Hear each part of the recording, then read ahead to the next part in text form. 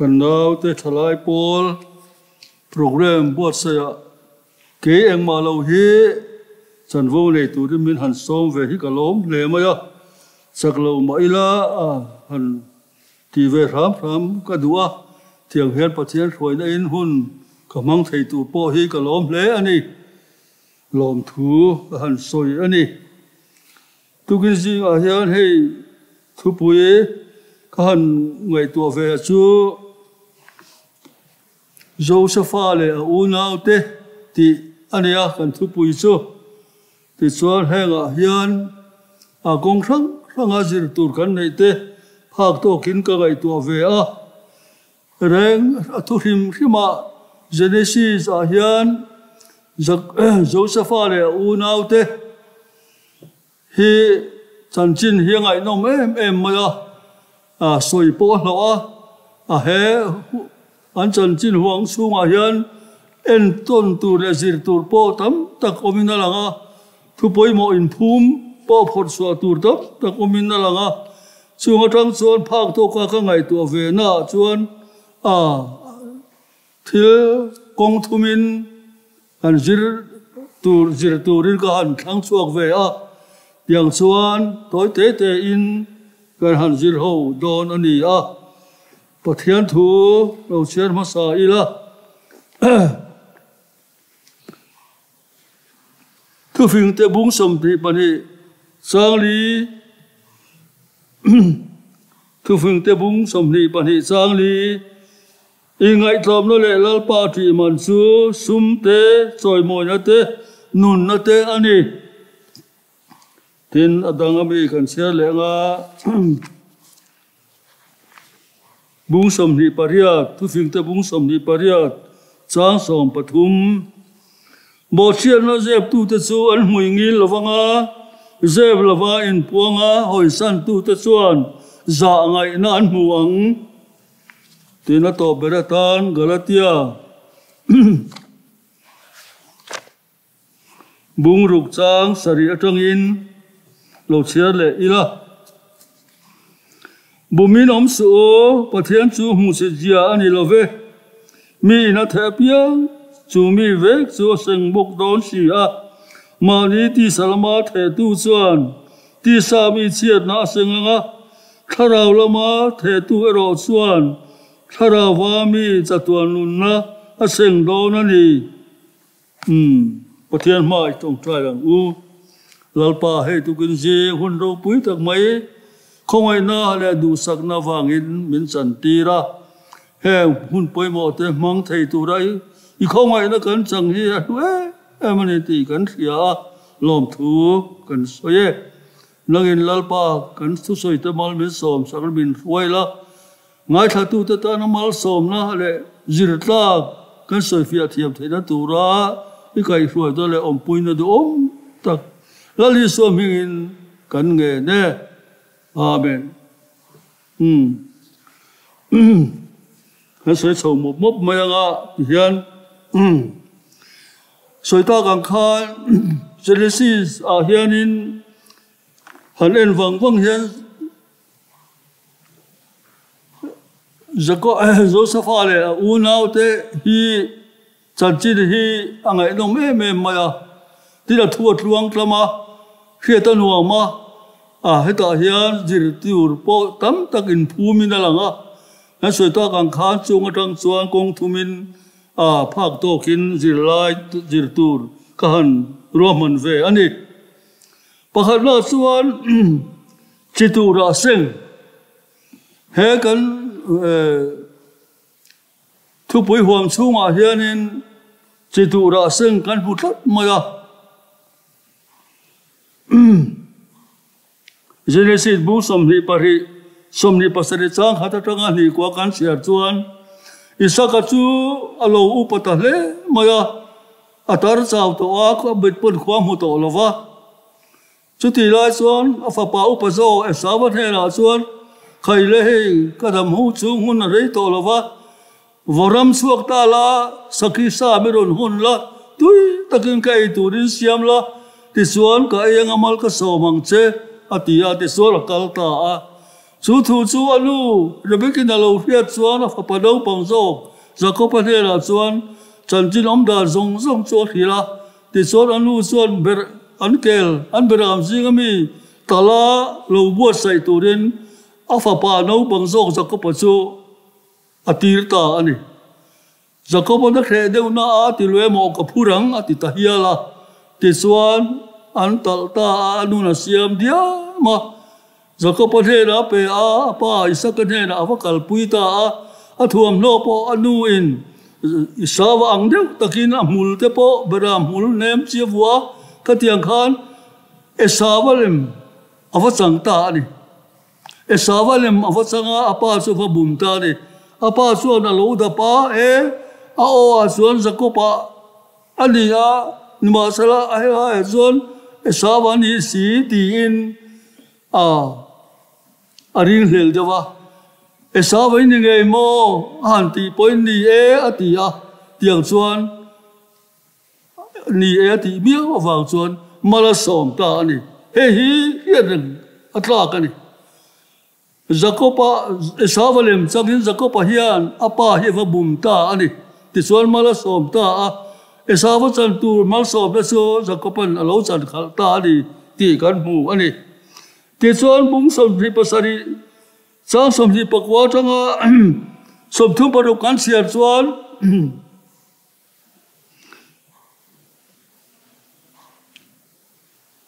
Josefa chu kum som pasari mi vela ni lai ni a apa in a u te ran tan namuna wakal te atia atira a u te ran lo mu chuan ama a korfual moi bik chana wang te amu manga wang te khan an lo en hang sa to boka an lo mana a kor an li saka ke thi sena an nima an pa zakop he na chuan an thon ta ani na lo mu chuan lung sewan ka na lo dong songa apona pot thera chu tiang chuan na sa takina sun ta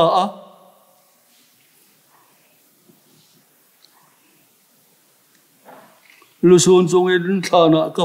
pa ne na ka kal do ne ati ya la di chitu ra seng dik tak su zakop chunga lo theng ta ani apa abuma afa tenan bum vele ni ti kan mu ani helai hi kan la so san chu kan nun kong hi ngai tu ngai mange kan ti apiang achi kan tu anga piang kan sing do na ni him chuan kan nun le kan khovel hun man so mek te hi phim khur wanga em ti men ngai tu ati ri angai ang chia in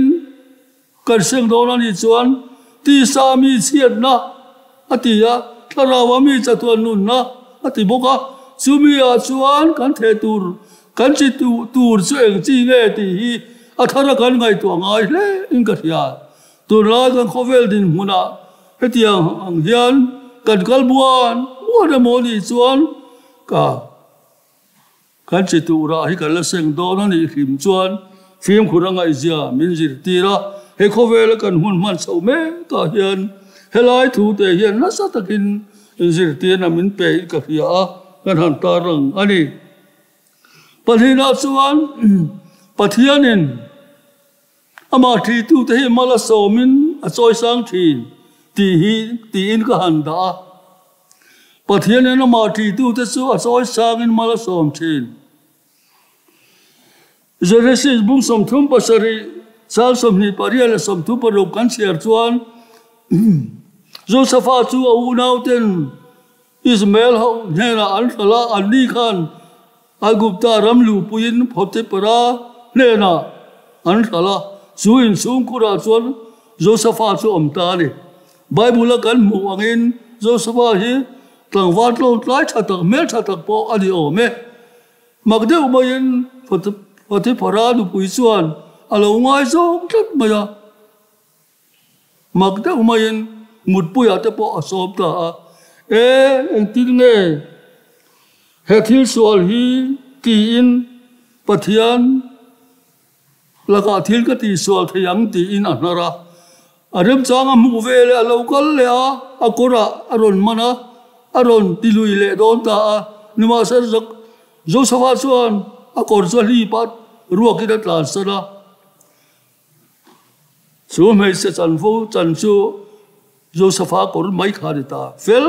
takin Josefa hi kha sual la ka khana interfere ta ni ro pui khom mai chu wang chuan Josefa chu pathian in a renga lalpa chu Josefa ne na oma Josefa ne na oma atita chat zela ni zo forte para du puin du thudi glo so ya wanga zel han tang ve ma salary tang lo pathian in om pui zela mu mang khil fe da te pe ga dia amu mang khil fe a faro mu mang khem an khil fe zela pori tang lo chu mo ni lo wa a gup ta ram thu ne na zong kha pe ki na om ta ro pui khom mai kan thu pui ga soi ang in ama ti tu chu pathian a choi sanga mala so ma khoi chi lo ni ti hela hi la chiang em ma ram pum pui thu nei tu alo ni ta a chan chu pharo hian alal zung bun meu po kha lal bing nem na ngai po kha Josefa nei na pe ta ram pum pui thu nei da alo nei ta lal thut pha thut che kalal na chu de ta ma ye ati ani chu ti tak suan lal pa chu Josefa chu choi moi ta ni helai kan han thlan chu san ni ama ti tu te chu pathian ya thi la choi sanga a tha tham lo ni ti min jir ti ring ka sia ni chu wangin hela jir tur kan nei Josefa ang hian a sual la ka te il vong thiang limila lal pa du zong ni chu min tha tham don lo khoya po hiang ko bila lal pa kan ne na om zel don ni ti min jir ti ring ka sia ani chu wang chua hela hian kan ta na tul pui mo tak chu he me sia me pat na sung chang kan on ta lang na kong tin re nga he me sia me pat na kong chu la wa po kong dang so tin re la ka kan ni tin du na kan na tho na kong thang nga pathian ti a kan na tu su pathian hian kan chuan pathian hian min huai do na ni ti a chiang ma ni chura Bible kan sia ta kan in ngai tlom na le lalpa ti man chu sum te choi bo na te le nun na te ni ti tu fing bung som ni pan hi chang li kan mu ani tiang choi pathian en ama ti tu te choi mo ya Josefa en ton tla ma ni ti kan jil ani pathum na chuan Josefa mangai na kan ti a Josefa mangai na kan ti a Genesis bung som li panga kan chiar chuan Jacob unaute chu Josefa unaute chu bu phur turin avoi ni na an local le ta Josefa buk kha an ron do le ta ani chu ta chuan hemi chu ma he chuan Josefa hi unaute ne na in puang ta ani in unau pa Josefa kha kan ni he rama he thu ni na sa ta kan nei to ka pa chu la dam mo ti in ti khan alo dong song a mai ta ki la lo dong song ani ma na asunga an ti dong dan song te kha Josefa he na theng hi to mai takin alo en ko la lo dong song a chu mai ni lovin thu nei na sa ta ka lo nei to awangin lakin hun lo kal sel tur an dan tur te po soi puya hela ya in kal lo kal san hi me har sa te chan dam tur pathian min tir ka ni nang ni tir ka ni lo ve han ti ya lunga in lang ma di in hore reu su te ti ya a thamua da a unau te mangai takin a lo dong songa an om dan tur lo om sel dan tur te po thui tak Josefa hian a unau te le a so ya ni ma sala a chunga thilan lo ti sol to awanga a chunga thilan lo so ti sol to awanga in si la ri ru nun chung ri la thu ta kan na ya ni chong kamin soi suakin phul lut lo ma sala ri ru chung ri la ma in si la thu ta kan ne wangin kam khat mai an sang te lo su tak mai su Josefa ri ru ti na tu le a phai da ti sol tu ni tat mai mi sual ten an sual an hiata an sima pathian man kun hian pathian chu om mai thelo a khongoi da alan ti na ni ti ai ti na ni chu tiang chia chuan Josefa unaute po hi zo an unau pa Josefa ma a chuan eng ma soi tur an nei la an zaka an in thiam lova an lungaya heamantia chu tak mai chu Josefa hian amangai na ron ti pun lun tu alai na la ti jol tu alo ni chu chu pathian ril ru po ani thu phim te bung som ni paria chang song pathum kan chia chuan chila kan chia ta kan khan bo chen na zep tu te chu an hui gi lawanga zep lawa in puanga hoi san tu te chu an za ngai na an muang ti kan mu ni chu che mai chu pathian ril ru ani ya Josefa ril ru ang chia hi pathian ril ru so lo di chia mai ti kha vui la hi soi la ngai di pathian chuan mi in chir te pathian chuan mi lungai am an ti dik lo wanga lungai pathian bel tu te chu lo tu kin eng la in alo pom du ni ti hela hian min zir te ra ni la kan sa thi na in chir te be se na ini re thei te lom na po tu to ta chung ai sa si zong tu chung a po ti kan sa thi in chir te be se na ani pathian chu heti la hian he mi te unau za po hi trong ka mi soi lo lo ma sa le chung rian lam nu na har san na lungai na in chi na an dai kha lang tlang takin he ta mi ta mu thei na lo lang ta chu tang mai chu Josefa hian atuar lova a khongai em chu pathian ril ru ani mi sual ten an sual khia lalpa ma in chira an in puana zeb lova an va in lan hian lalpa chu lo ma chu tak ma chu hela hian a en ti ra ni mi sual ten kan fel lo na khia ama he na kan tlung lu a in chira sima ama he na kan in lan hian pathian lo ma chu tak mai chu helai thu hian min ji ti ra ni ti kha e chia takin kan mu wa di chu wangin ke ni po hi enga bo kan ti fel lo le su pathian la kan fel lo da te ngai sam mai lovin pathian ne na kan in po le theina turin in siri na ma the na hian in la ni la in ngai tlo min ne na in pe ila lo takin enga sual po ni sala min lo la pom lu zela ni ti hela hian min zir ti ra chung rial lam nun ke pathian in amu chuan lo takin min lo pom le du ni ti min zir ti ra ni chu wa chuan voi na hian he toi te in han soya pathian khongai na ro puizia pathian mangai na ro puizia heti la ya Josefa dun atanga kan mu pathian bi jadi tak lo lang hi sual te in chira simakal te tong kami soi lo ma sela che jia le nun punga